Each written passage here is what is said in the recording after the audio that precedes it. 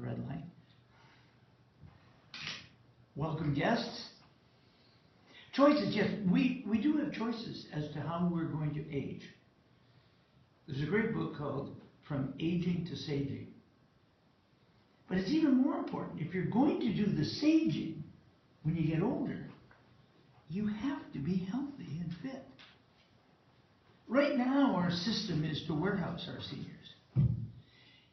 My question is your preferred future to be warehoused? There used to be a plaque at the gymnasium right here in Royal Roads. And I can remember reading that plaque. This was a military college at one time. But this was a quote from Socrates.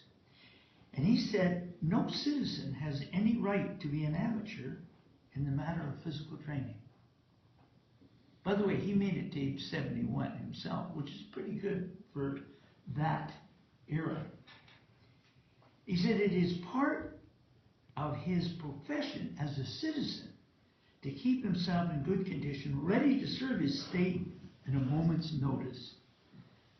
Are we ready? Forget serving the state. Serve your family, serve your grandchildren. That's all.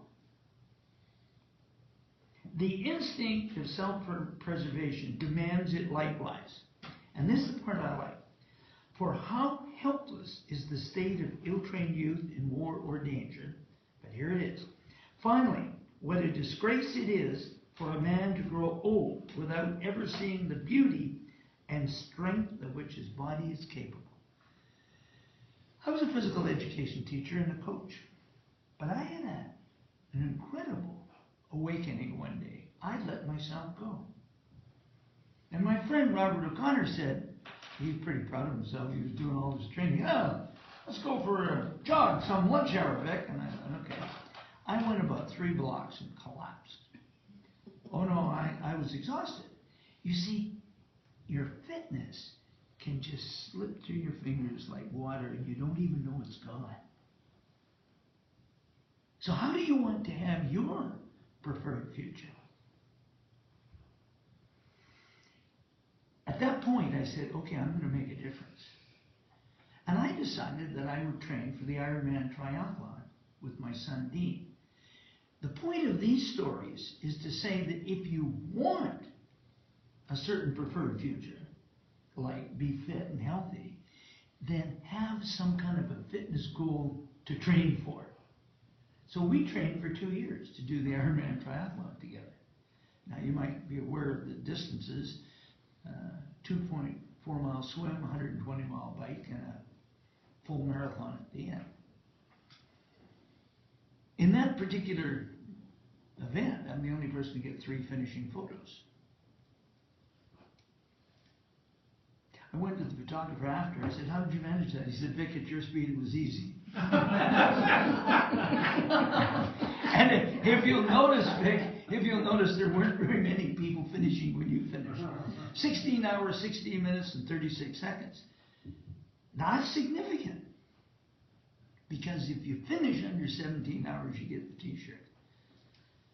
Amazing what you'll do for a t-shirt.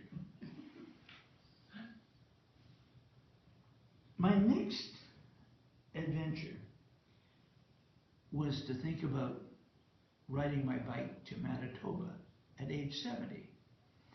You see, every time you set a goal, a fitness goal, you train for it. Now, I turned out that I turned that into, it was Bike to Work Week, and I had a speech to give in Manitoba. Well, it took me a little longer in the week. But I did realize as I was riding, people would say, well, are you doing this for a cure, or are you doing it for some charity? And no, but I did realize that I was doing it to bring awareness to the #1 disease in North America. According to Napoleon Hill and the 17 Principles of Success. What is that #1 disease? Procrastination. I had articles in newspapers, and we never got around to forming any clubs, but I did make the bike ride, and I did get fit. The next interesting one was that I decided I would do the 800-kilometer hike across northern Spain, the El Camino or the Santiago de Compostela. I'd never heard of it. My buddy, one day I was talking to him in Hawaii, he said, hey, you want to go on a hike? Normally we go on hikes in Mount Haleakala and Maui, and of course I said yes.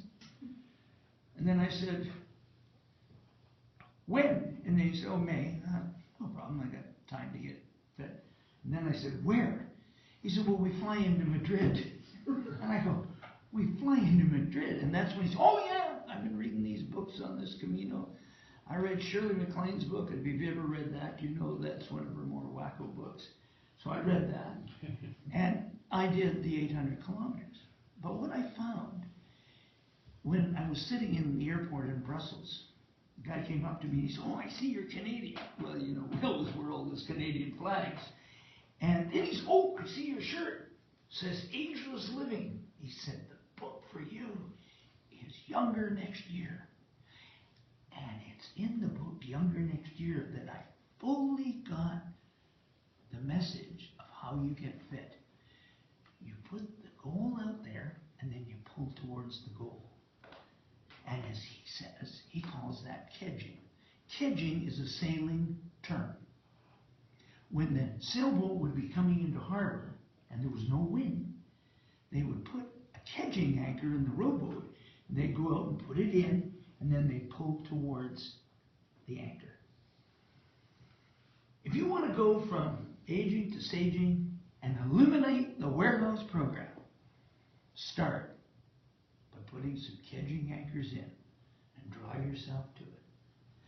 I've managed to do it, and I continue to do it. Choices.